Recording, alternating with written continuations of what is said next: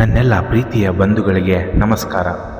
Youth motivations Kannada ಚಾನಲ್ಗೆ ನಿಮಗೆಲ್ಲರಿಗೂ ಪ್ರೀತಿಯ ಸ್ವಾಗತ.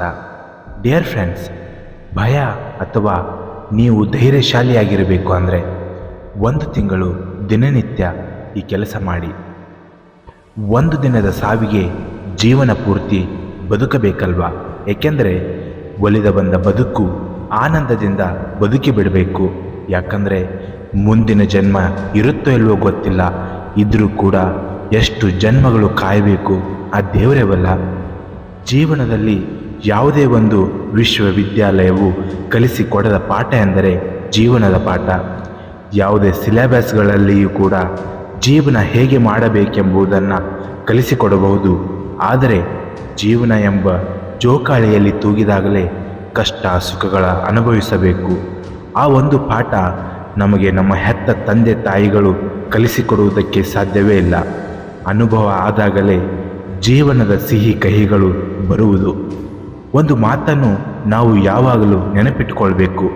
ಚಿಕ್ಕ ವಯಸ್ಸಲ್ಲಿ ಅಂದರೆ ನಮ್ಮ ಬಾಲ್ಯದಲ್ಲಿ ನಾವು ಊಟ ಮಾಡದೇ ಇದ್ದಾಗ, ಹಠ ಮಾಡಿದಾಗ ತಾಯಿ ಚಂದಮಾಮನ ಕತೆ ಹೇಳಿ ಊಟ ಮಾಡಿಸಿ ಮಲಗಿಸ್ತಾ ಇದ್ರು. ಆದರೆ ಈಗಿನ ಜಡ ಜೀವನದಲ್ಲಿ ನಮ್ಮ ನಿದ್ದೆ ಒತ್ತಡ ಎಷ್ಟರ ಮಟ್ಟಿಗೆ ಇದೆ ಅಂದರೆ, ನಮ್ಮ ಜೀವನದಲ್ಲಿ ನಡೆದಿರುವಂತಹ ಘಟನೆಯನ್ನು ಬೇರೆಯವರಿಗೆ ಕಥೆಯ ರೂಪದಲ್ಲಿ ಹೇಳಿದರೆ ಅವರೇ ತಮ್ಮ ನಿದ್ದೆಯನ್ನು ಮರೆತು ಬಿಡುತ್ತಾರೆ. ಜೀವನ ಅಂದರೆ ನಾವು ಅಂದುಕೊಳ್ಳುವುದು ಒಂದು, ಆದರೆ ಆಗೋದು ಇನ್ನೊಂದು. ಲೈಫ್ ಈಸ್ ಅನ್ಪ್ರೆಡಿಕ್ಟಬಲ್ ಅಂತಾರಲ್ವಾ, ಅದೇ ರೀತಿ ಊಹೆ ಮಾಡೋಕ್ಕೂ ಸಾಧ್ಯ ಆಗದೇ ಇರೋಷ್ಟು ಜೀವನದಲ್ಲಿ ಮಿರಾಕಲ್ಸ್ಗಳು ನಡೀತಾನೆ ಇರ್ತವೆ. ಆ ಮಿರಾಕಲ್ಸ್ಗಳನ್ನು ಬಂದಂತೆ ಸ್ವೀಕಾರ ಮಾಡಬೇಕು. ಅದೇ ಜೀವನ. ಮನುಷ್ಯ ನಿಜವಾಗಲೂ ಯಾವಾಗ ಪಾಠ ಕಲಿತಾನೆ ಅಂದರೆ, ವಯಸ್ಸಿಗೆ ಬಂದು ತನಗೆ ಇಷ್ಟ ಇಲ್ಲದ ಕೆಲಸ ಮಾಡಿದಾಗ, ತಿಂಗಳ ಅರ್ಧದಲ್ಲಿ ಸಂಬಳ ಮುಗಿದಾಗ, ಅಥವಾ ನಿಮ್ಮನ್ನು ಯಾರಾದರೂ ಒಂಟಿಯಾಗಿ ಬಿಟ್ಟು ಹೋದಾಗ ಮನುಷ್ಯ ನಿಜವಾದ ಪಾಠ ಕಲಿತಾನೆ. ಅನುಭವ ಅನ್ನೋ ಒಂದು ಪಾಠ ಶ್ರೀಮಂತನಿಗೂ ಬರುತ್ತೆ ಮತ್ತು ಬಡವನಿಗೂ ಬರುತ್ತೆ. ಅನುಭವ, ಇದರಲ್ಲಿ ಯಾವುದೇ ಭೇದ ಭಾವ ಇರೋದಿಲ್ಲ. ಕಾಲುಗಳನ್ನು ಒದ್ದೆ ಮಾಡಿಕೊಳ್ಳದೆ ಸಮುದ್ರವನ್ನು ದಾಟಬಹುದು, ಆದರೆ ಕಣ್ಣುಗಳನ್ನು ಒದ್ದೆ ಮಾಡಿಕೊಳ್ಳದೆ ಜೀವನ ಸಾಗಿಸಲು ಸಾಧ್ಯವಿಲ್ಲ. ಜೀವನದ ಸತ್ಯವೇನೆಂದರೆ, ಪಾಪದ ಫಲವೇ ಆಗಲಿ ಪುಣ್ಯದ ಫಲವೇ ಆಗಲಿ ಬಡ್ಡಿ ಸಮೇತ ನಿಮಗೆ ಸಿಕ್ಕೇ ತೀರುತ್ತದೆ. ಏಕೆಂದರೆ ಇದರ ಲೆಕ್ಕಾಚಾರದ ಸಮಯ ಹತ್ತಿರ ಇರುತ್ತದೆ.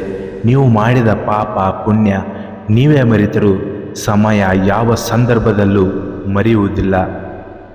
ಭಯ ಅಥವಾ ನಾಚಿಕೆ ಇಲ್ಲದೆ ನೀವು ಧೈರ್ಯಶಾಲಿಯಾಗಿರಬೇಕೆಂದರೆ ಈ 8 ಕೆಲಸ ಮಾಡಿ. ಮೊದಲನೆಯದು, ಯಾರಾದರೂ ನಿಮ್ಮನ್ನು ಅವಮಾನಿಸುತ್ತಿದ್ದಾನೆ ಅಂದರೆ ಭಯಪಡಬೇಡಿ.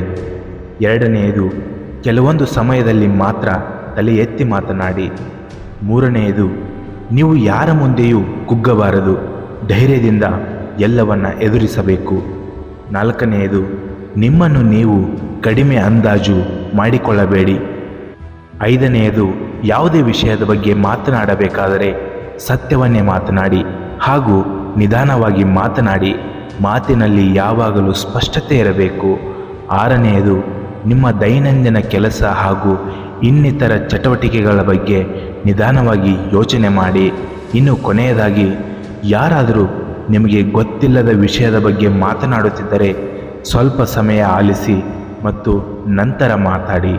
ಇನ್ನಷ್ಟು ಹೆಚ್ಚಿನ ಮೋಟಿವೇಶ್ನಲ್ ವಿಡಿಯೋಗಳಿಗಾಗಿ ನಮ್ಮ ಚಾನೆಲ್ನ ಸಬ್ಸ್ಕ್ರೈಬ್ ಮಾಡಿ. ಧನ್ಯವಾದಗಳು. ಜೈ ಹಿಂದ್, ಜೈ ಕರ್ನಾಟಕ ಮಾತೆ.